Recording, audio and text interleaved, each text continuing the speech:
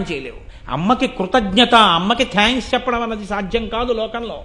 అమ్మకి భార్యకి థ్యాంక్స్ చెప్పినవాడు వాకాటి పాండురంగారావు గారు దిక్సూచి వ్యాసాలు రాస్తూ he who says thanks to his wife and mother is the biggest pool on the face of the earth అని రాశారు.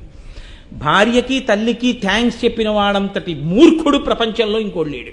ఏమిచ్చి చెప్తావు? ఇంటి పేరు మార్చుకుంది, గోత్రం మార్చుకుంది, తన పుట్టింటిని విడిచిపెట్టింది, నీ ఇంటికి ప్రవేశించింది, నీకు భోగం ఇచ్చింది, నీ వంశాభివృద్ధిని తెచ్చింది, నీకు కొడుకునిచ్చింది, కూతురునిచ్చింది, నిన్ను ఇంత వృద్ధిలోకి తెచ్చింది, నీ కోసం అహర్నిశలు తాపత్రయపడింది, ఆఖరికి నీ ఒళ్ళో తలబెట్టుకుని తాను చచ్చిపోవాలని కోరుకుంది. ఆవిడికి థ్యాంక్స్ ఏం చెప్తావు నువ్వు? నీకు జన్మనిచ్చింది, పెంచింది, పోషించింది, నీ చేతిలో కాలిపోదాం అనుకుంది ఇంకొక ఆవిడికి ఎలా థ్యాంక్స్ చెప్తావు? నువ్వు బతికున్నంత కాలం థ్యాంక్స్ చెప్పలేని వాళ్ళు ఇద్దరు. వాళ్ళిద్దరికీ నువ్వు రుణం తీర్చుకోలేవు. వాళ్ళిద్దరే ఒకరు తల్లి, ఒకరు భార్య. అంత గొప్ప స్థానాలు. ఇది తెలుసుకున్న వాళ్ళు భారతదేశంలో స్త్రీని పూజించారు. ఇది తెలియని పశ్చిమ దేశాలు భోగ వస్తువుగా చూసాయి. మన దౌర్భాగ్యం వ్యాలంటైన్స్ డే చేసుకుని మనం ఆ స్థితికి దిగజారిపోతున్నాం ఇవాళ.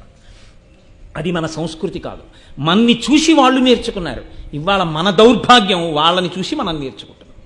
పైగా కనపడ్డ ప్రతి పేపరు, ప్రతి టీవీ ఛానలు వ్యాలంటైన్స్ డే శుభాకాంక్షలు. లేనిపోనివన్నీ పిల్లలకి మప్పి విషపు ఇంజెక్షన్ చేసినట్టు చేసి పాడు చేసేస్తున్నాం మన సంస్కృతిని. ఇది మూకశంకరుల యొక్క ప్రజ్ఞ. అమ్మతనాన్ని చూసి ఆ చిరునవ్వు గురించి